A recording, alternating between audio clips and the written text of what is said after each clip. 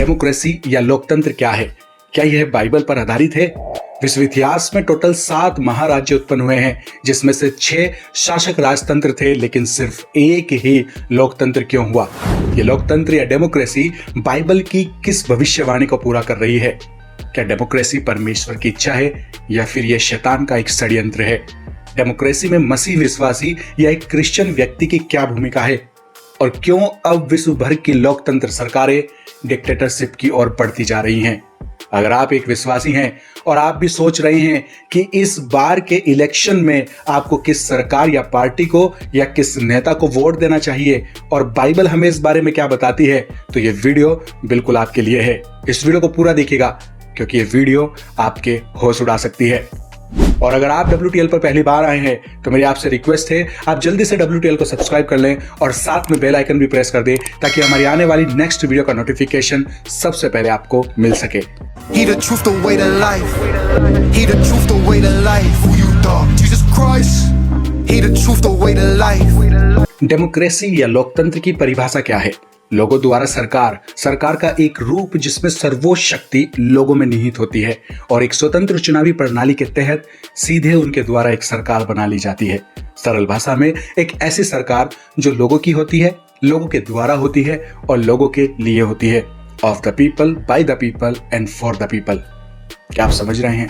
Democracy एक ऐसी सरकार है जो लोगों द्वारा बनाई जाती है और इस सरकार में लोगों के फायदे के हिसाब से लोग अपने कायदे कानून बनाते हैं।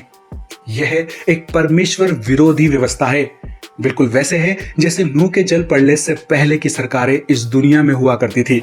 याद कीजिए, आदम के बड़े पुत्र कैन ने परमेश्वर के विरुद्ध अपनी ही एक व्यवस्था बना ली थी। उसने बड़े बड़े नगर बसाए और उन नगरों में अपनी ही इच्छा पर चलने वाले लोगों की पीढ़ी थी, जो परमेश्वर के नहीं बल्कि अपने कायदे कानून पर चलते थे। इस समय काल को एंटीडिलुवियन पीरियड कहा जाता है, जब लोग बहुत ही ज्यादा क्रूर और अत्याचारी हुआ करते थे और दानवी राक्षस इस दुनिया पर राज किया करते थे। अगर आपने वो वीडियो नहीं देखी है तो आप आई बटन पर जाकर उस वीडियो को देख सकते हैं। उस समय में भी लोग अपना लीडर, अपनी सरकार खुद ही चुना करते थे और अपने ही फायदे के हिसाब से अपने कायदे कानून बनाते थे। उसके बाद हम बाइबल में देखते हैं कि नूह की बाढ़ के बाद जब निम्रोद और उसके लोगों ने मिलकर परमेश्वर के विरुद्ध अपनी ही एक व्यवस्था बना ली थी और बाबुल का टावर बना रहे थे, तब भी परमेश्वर ने उस काम को रोक दिया था। और जब लोगों ने फिर से परमेश्वर के विरुद्ध में जाकर अपने ही हिसाब की जिंदगी जीना शुरू कर दिया था, तब परमेश्वर ने अब्राहम के द्वारा एक पीढ़ी को चुना जो परमेश्वर पर आधारित होकर परमेश्वर के नियम और कानून पर चलेंगे। और फिर मूसा के द्वारा परमेश्वर ने इंसान के भले के लिए अपने नियम कानून दिए और आगे इस्राएलियों के मांगने पर उनको फिर एक राजा भी दिया, शाऊल, और उसके बाद राजा दाऊद भी। ध्यान से बाइबल पढ़ने पर हम समझ सकते हैं कि जब परमेश्वर ने देखा कि इंसान के मन में जो कुछ भी उत्पन्न होता है वो बुरा ही होता है, तब परमेश्वर ने अपनी प्रजा के ऊपर एक राजा ठहराया था। एक ऐसा राजा जो परमेश्वर के नियम कानून पर चलता हो, जैसे राजा दाऊद। तो जब इजरायली भी एक तरह से डेमोक्रेसी में चलने लगे थे मूसा के बाद, तो परमेश्वर ने उनके ऊपर एक राजा ठहरा दिया था। तो यह स्पष्ट हो जाता है कि राजा का राजतंत्र परमेश्वर की इच्छा से था और लोकतंत्र में परमेश्वर की इच्छा नजर नहीं आती है। और फिर प्रकाशित वाक्य में भी हम देखते हैं कि इस दुनिया के न्याय के बाद 1000 साल तक हमारे राजा प्रभु यीशु मसीह का राज्य होगा। राइट? डेमोक्रेसी या लोकतंत्र में परमेश्वर की इच्छा नजर नहीं आती है, बल्कि यह तो शैतान का षड्यंत्र है इंसान को परमेश्वर विरोधी बनाने के लिए। हम इस षड्यंत्र को उत्पत्ति से देखते आ रहे हैं, जब कैन ने अपने बड़े बड़े नगर बसा लिए और लोगों के मन में उस समय जो कुछ भी उत्पन्न होता था वह सब बुरा ही होता था। उत्पत्ति अध्याय 6 उसका 5। यहोवा ने देखा कि मनुष्य की बुराई पृथ्वी पर बढ़ गई है और उनके मन के विचार में जो कुछ भी उत्पन्न होता है वह निरंतर बुराई होता है। विश्व इतिहास में हम देख सकते हैं अभी तक टोटल 7 महाराज्य उत्पन्न हुए हैं। नंबर 1 मिस्र, नंबर 2 सीरिया, फिर बेबीलोन, उसके बाद मीडो-पर्सिया, फिर ग्रीक साम्राज्य, नंबर 6 रोमन साम्राज्य और नंबर 7 डेमोक्रेसी। और इन 7 में से सिर्फ एक बार ही लोकतंत्र राज्य को देख सकते हैं। और आज तो दुनिया भर में डेमोक्रेसी चल रही है। ये भी परमेश्वर की इच्छा से नहीं है, बल्कि परमेश्वर की अनुमति है। देखिए, संसार में 2 बातें होती हैं, एक परमेश्वर की इच्छा से और दूसरा उसकी अनुमति से। इन दोनों बातों में फर्क होता है। कुछ चीजें जो इस संसार में हो रही हैं उनमें परमेश्वर की इच्छा शामिल नहीं है, लेकिन फिर भी होती हैं, जैसे कि बुराई, पाप, अत्याचार। ये सब परमेश्वर की इच्छा नहीं है, बल्कि इन सब को करने के लिए परमेश्वर ने शैतान को अनुमति दी है, ताकि परमेश्वर अच्छे को बुरे से अलग कर सके और दोषी को न्याय अनुसार दंड भी दे सके। परमेश्वर की इच्छा है कि वो इस संसार में शांति, प्रेम, आनंद स्थापित करें, और परमेश्वर ऐसा चुटकी बजाकर कर सकते हैं और बुराई और शैतान को खत्म कर सकते हैं, नो डाउट। पर परमेश्वर नहीं चाहते कि इंसानों और स्वर्ग दूतों में डर फैल जाए। हमारे परमेश्वर डर से नहीं, परंतु प्रेम और अनुग्रह के साथ लोगों के दिलों पर राज करना चाहते हैं। इसलिए वो शांति का राज्य लाएंगे, पर उसके लिए परमेश्वर की अपनी एक महान योजना है, उद्धार और अनुग्रह की योजना। तो डेमोक्रेसी, जो कि लगभग पिछले 2000 साल से चल रही है, यह परमेश्वर की इच्छा नहीं है, बल्कि उसकी अनुमति से है। उस भविष्यवाणी को पूरा करने के लिए जो दुनिया के अंत के साथ जुड़ी है, उस एंटी क्राइस्ट के साथ जुड़ी है, और प्रभु यीशु मसीह के दोबारा आगमन के साथ जुड़ी है। मत्ती अध्याय 24 उसका 37, जैसे नूह के दिन थे वैसे ही मनुष्य के पुत्र का भी आना होगा। नूह के जल पड़ने से पहले भी डेमोक्रेसी या लोकतंत्र की सरकार हुआ करती थी। और अब साथ में हम प्रकाशित वाक्य अध्याय 17 उसके 8 से देखते हैं, जो पशु तूने देखा है यह पहले तो था पर अब नहीं है, और अथाह कुंड से निकलकर विनाश में पड़ेगा। और पृथ्वी के रहने वाले जिनके नाम जगत की उत्पत्ति के समय से जीवन की पुस्तक में लिखे नहीं गए, इस पशु की यह दशा देखकर कि पहले था और अब नहीं और फिर आ जाएगा, अचंभा करेंगे। ये समझने के लिए एक ज्ञानी मन आवश्यक है। वे 7 सिर 7 पहाड़ है जिन पर वह स्त्री बैठी है, और वे 7 राजा भी हैं। 5 तो हो चुके हैं और एक अभी है, और एक अब तक आया नहीं है, और जब आएगा तो कुछ समय तक उसका रहना भी अवश्य है। जो पशु पहले था और अब नहीं, वह आप 8वां है, और इन 7 में से एक है, और वह विनाश में पड़ेगा। तो यीशु मसीह के बाद हम देखते हैं कि धीरे धीरे विश्व भर में लोकतंत्र यानी कि डेमोक्रेसी का राज्य आता चला गया, और ये फिलहाल 7वां राज्यकाल चल रहा है।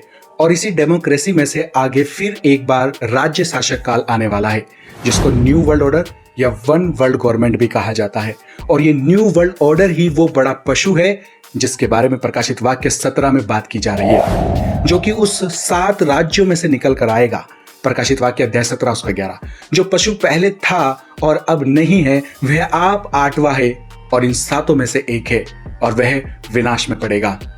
इस बारे में एक डिटेल वीडियो मैंने ऑलरेडी बनाई हुई है, द एंटी क्राइस्ट। आप आई बटन पर जाकर वो वीडियो देख सकते हैं। तो दुनिया के अंत के पहले फिर से एक बार शासक राज्य उठ खड़ा होगा, जिसे न्यू वर्ल्ड ऑर्डर कहा जाता है। और इस वन बिग गवर्नमेंट के सभी प्रेसिडेंट मिलकर अपना एक राजा चुनेंगे, जिसको एंटी क्राइस्ट कहा जाता है। और यही एंटी क्राइस्ट दुनिया के अंत का कारण भी बनेगा। और वचन में लिखा है, इस पशु की यह दशा देखकर कि पहले था और अब नहीं और फिर आ जाएगा, अचंभा करेंगे। तो जब डेमोक्रेसी खत्म होने वाली होगी और फिर से शासक राज्य आएगा, तो लोगों को हैरानी तो जरूर होगी कि फिर से 2000 साल बाद डेमोक्रेसी खत्म होने जा रही है। लेकिन यह होना जरूरी है, और होगा भी, क्योंकि बाइबल का एक भी बिंदु टल नहीं सकता। और यही कारण है कि अब आप देख सकते हैं कि जितने भी डेमोक्रेटिक देश हैं, वे धीरे धीरे डिक्टेटरशिप की तरफ बढ़ते जा रहे हैं, जिसमें इंडिया भी शामिल है। We are very very near to end times. अभी आप देख सकते हैं जितने भी देशों में मेजॉरिटी की सरकारें हैं, वहां पर डिक्टेटरशिप लागू किया जा रहा है। सीक्रेट सोसाइटी इल्यूमिनाटी इन देशों में लाखों करोड़ों रुपए खर्चा कर रही है डिक्टेटरशिप लागू करने के लिए, और फिर इन देशों के प्रेसिडेंट को कर्जे के तले दबाकर इनको न्यू वर्ल्ड ऑर्डर की गवर्नमेंट बनाने पर मजबूर कर देगी। न्यू वर्ल्ड ऑर्डर पर यह डिटेल वीडियो आप आई बटन पर जाकर देख सकते हैं। सीक्रेट सोसाइटी इल्यूमिनाटी का गठन हुआ 1748 से 1830 में, और लीगल मैरिज एज लगाया गया 1926 के आसपास। परमेश्वर के नियम के हिसाब से 12 से 14 साल की उम्र में शादी लायक लड़का लड़की हो जाते हैं, लेकिन इंसानों ने इसको बदलकर 18 से 22 साल की उम्र तक कर दिया है। क्यों? ताकि एक युवक जो 14 साल की उम्र से ही व्यभिचार के पाप के बोझ तले दबता चला जाए, क्योंकि उसकी शादी ही 18 साल से पहले नहीं हो सकती, और तब तक वह मास्टरबेशन करेगा और अश्लील फिल्में देखेगा या व्यभिचार करता रहेगा। यह तो बस एक मामूली सा उदाहरण है इल्यूमिनाटी ने जो संसार में परमेश्वर के विरुद्ध नियमों के साथ खिलवाड़ किया है। याद रखिए, डेमोक्रेसी के बिना ऐसे खिलवाड़ संभव नहीं थे। अब एक मसीह विश्वासी या क्रिश्चियन व्यक्ति की क्या भूमिका है इन दिनों में? याद कीजिए नीनवे शहर को। जब वहां के राजा ने अपने पापों से मन फिराया तो राजा के साथ साथ उसकी पूरी प्रजा ने भी मन पिला लिया था। क्या एक डेमोक्रेसी की सरकार में ऐसा होना संभव है? नहीं, इम्पॉसिबल। डेमोक्रेसी में लोग सबसे ज्यादा परमेश्वर विरोधी होते हैं और ये हम नूह के जल पड़ने से पहले भी देख चुके हैं, जब लोग परमेश्वर के विरुद्ध अपनी मनमानी से चलते थे। डेमोक्रेसी में लोग अपने प्रेसिडेंट के कहने से भी अपनी धार्मिक मान्यताओं को नहीं बदलते हैं। पर इतिहास में हमने देखा है कि जब एक राजा ने यीशु मसीह को स्वीकार किया तो उसके साथ उसकी पूरी की पूरी प्रजा ने भी प्रभु को स्वीकार कर लिया। यह सब डेमोक्रेसी में संभव नहीं है। डेमोक्रेसी शैतान का एक षड्यंत्र है परमेश्वर के विरुद्ध लोगों को तैयार करने में। तो परमेश्वर ने इस षड्यंत्र को अनुमति क्यों दी हुई है? ताकि वे लोग भी परमेश्वर के सामने शर्मिंदा हो सके, जो परमेश्वर के सामने डे ऑफ जजमेंट में कह सकते थे कि हमने तो बस अपने राजा का ही धर्म फॉलो किया। जैसा हमारा राजा झूठे ईश्वरों को पूजता था वैसे ही हमने भी पूजा कि हम तो बस राजा के अधीन थे, पर हम कैसे दंड के भागी हो सकते हैं? हम पर कैसे दंड की आज्ञा हो सकती है? सजा तो हमारे राजा को मिलनी चाहिए जिसके अधीन रहकर हमने ऐसा किया। तब परमेश्वर उन लोगों को कहेगा, जब तुम डेमोक्रेसी में थे तब तुम्हें अपना सच्चा ईश्वर चुनने का अधिकार था। किसी राजा का तुम पर कोई जोर नहीं था, पर फिर भी तुमने झूठ से ही प्रेम रखा। इल्यूमिनाटी ने इसलिए डेमोक्रेसी को लागू किया है कि प्रत्येक इंसान पर परमेश्वर के विरुद्ध पाप करने का दोष लगाया जा सके। Try to understand. आपको अपने प्रभु यीशु मसीह का इंतजार करना है, उसके आगमन तक विश्वास योग्य बना रहना है। याद रखिए, चाहे हो कोई सरकार, प्रभु यीशु मसीह का ही है अधिकार। दुनिया इस समय डिक्टेटरशिप की ओर बढ़ रही है, न्यू वर्ल्ड ऑर्डर की ओर बढ़ रही है। फिर से एक बार शासक राज्य आने वाला है, एक एंटी क्राइस्ट का राज्यकाल। आज आपको यह सोचने की जरूरत नहीं है कि आप किस सरकार को वोट दें या ना दें। आप किसी को भी वोट दे सकते हैं, पर मेरा आपसे सवाल है कि क्या आपने अपना वोट प्रभु यीशु मसीह को दिया है? क्या आप जानते हैं कि इन दिनों झूठे पास्टर्स, झूठे भविष्यद्वक्ता और झूठा यीशु मसीह भी उठ खड़ा होगा? क्या आप बाइबल के यीशु मसीह को पहचानते हैं? क्या भेड़ें अपने चरवाह की आवाज पहचानती हैं? या फिर आप झूठे यीशु मसीह के जाल में फंसने वाले हैं? आप 2024 में इस बात की चिंता ना करें कि आपका वोट किस सरकार के लिए जाएगा, बल्कि चिंता करें कि क्या आप बाइबल पढ़ते हैं, बाइबल के यीशु मसीह को पहचानते हैं? क्या आप सच्चे और झूठे प्रचारकों और पास्टरों और भविष्यद्वक्ताओं और झूठे यीशु मसीह को पहचानने का ज्ञान रखते हैं? याद रखिए, आपका वोट सच्चे यीशु मसीह को जाना जरूरी है, अच्छी कलीसिया को जाना जरूरी है, बाइबल को जाना जरूरी है। आमीन। May God bless you and your family. Stay tuned, stay blessed.